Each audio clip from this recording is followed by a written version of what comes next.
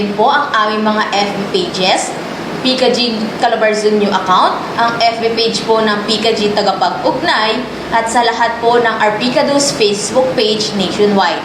At syempre ang FB page po ng Pro Calabarzon at ang FB page po ng RFU4A. Ang aming mainit at taus-pusong pasasalamat sa ating mga magigiting na kapulisan ng Pro 4A Calabarzon sa inyong walang sawang serbisyo 24 oras. Kayo po ang tunay na mga bayani ng makabagong henerasyon at syempre, hindi rin namin makakalimutan ang suporta ng ating LGUs, NGOs at mga force multipliers. Saludo kami sa inyong pakikisa at malasakit. Samahan niyo kami muli sa susunod na episode para sa mga bago at napapanahong impormasyon. Patuloy tayong magkaisa at maging bahagi ng mas ligtas at maunlad na komunidad. Mag-ingat po tayong lahat at lagi nating tatandaan na sa bawat aksyon ng kabutihan, sama-sama nating maitataguyod ang kapayapaan at kaligtasan ng ating rehiyon. Mula dito sa Arpicado 4A, ako po si Patrol Woman Jessie Cris S. Obrero. Ako naman po si Patrol Woman Juana May C. Rosario. Ang inyong masugid na tagapag-ugnay. Lagi po kaming nandito para sa inyo. Handa, alisto at umaalalay. Hanggang sa muli mga kaibigan, dito lamang sa Usapang Pulis at Komunidad sa Calabarzon. Dito sa Bagong Pilipinas, ang gusto ng pulis, ligtas ka!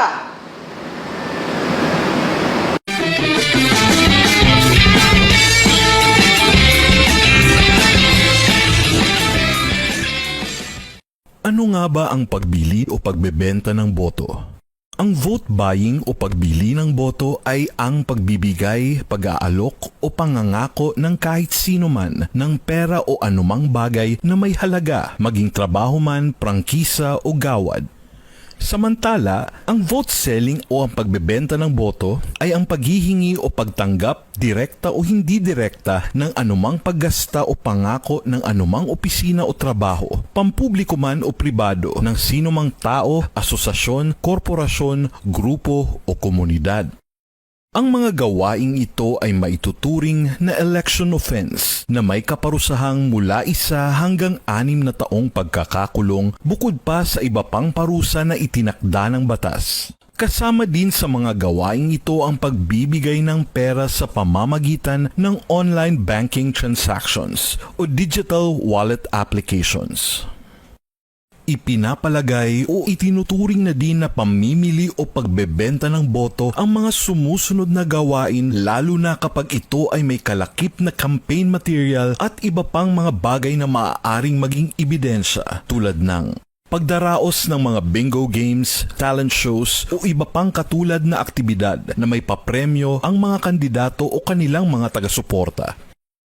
Pagdadala ng pera na higit sa 500,000 pesos o katumbas nito 2 araw bago ang halalan at sa mismong araw ng halalan, maliban na lang sa mga otorisadong tao tulad ng mga cashiers o disbursing officers.